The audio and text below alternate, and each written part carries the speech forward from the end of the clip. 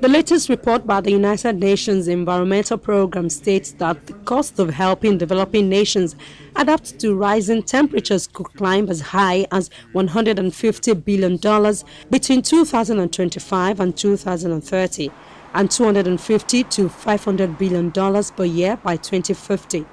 It says those figures could be needed even if greenhouse gas emission cuts succeed in restricting temperature rise to 2 degrees Celsius above the pre-industrial period average. The goal which world leaders several years ago agreed was necessary to avoid potentially catastrophic effects on the planet. The report is an initial estimate of the cost of adaptation, and one of the main conclusions is that the current estimates of $70 to $100 billion per year may be underestimated, and that by the years 2030, 2040, we may need 2 or 3 times the amount that has been estimated by the IPCC and the World Bank. And the deadly effects to many places around the world, this global system of our Earth is having really a high temperature. So when your child is sick with a temperature, you have to take all medication and, if necessary, bring to doctors. This is what we have to do now. If I compare with our human body conditions, we have to first lower the temperature as you will do to your children. There should be no temperature, first of all. That is what we are doing.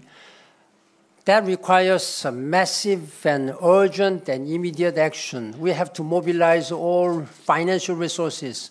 I was very much encouraged when I convened the summit meeting on September 23rd. There were many business leaders, world-class business leaders. They pledged at least $200 billion for green economic development as well as climate-friendly investment. How do we communicate such a complex issue as the threats of climate change, for example? And unless we are able to engage the mother, the grandmother, and the grandchild into understanding what is happening today, we won't succeed, because this very small privileged group of individuals cannot engage the large majority, that silent majority that needs to get involved. We don't learn from experience. How do we share knowledge, not only on successes, but also on failures, in order not to repeat and duplicate failures or successes of the past, but learn from them in order to avoid or replicate them? To drive home their points, climate experts created a scenario where there is no major new investments in adaptation. According to the analysis, climate change will cause world's incomes to fall in the next 2 decades by 25% across the board, with everyone's income going down, from the poorest farm worker to the wealthiest real estate baron. Adaptation can cushion some, but not all these losses. So what should the priority be? To reduce losses for the farm worker or the baron? This argument favors the farmer.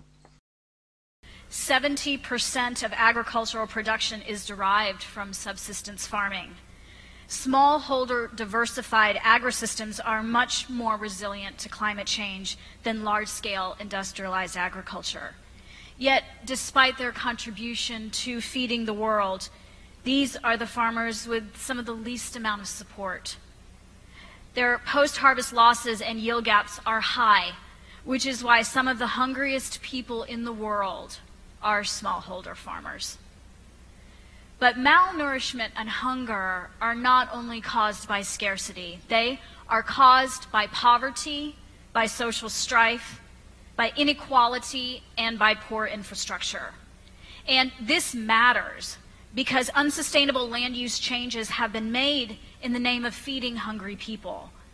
Agriculture, forestry, and other land use accounts for 1/3 of direct global greenhouse gas emissions.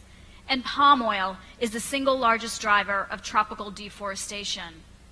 Palm oil is one of the 5 foods that we all eat now. Palm oil, maize, rice, wheat, and soya. This is the new global standard diet. Biodiversity and ecosystem services underpin all our activities in all land use sectors, and we all depend on them.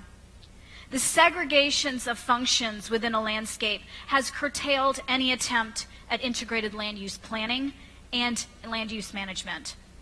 But from small communities to multinational corporations, protecting the natural wealth of our landscapes is a challenge calling for joint action and accountability.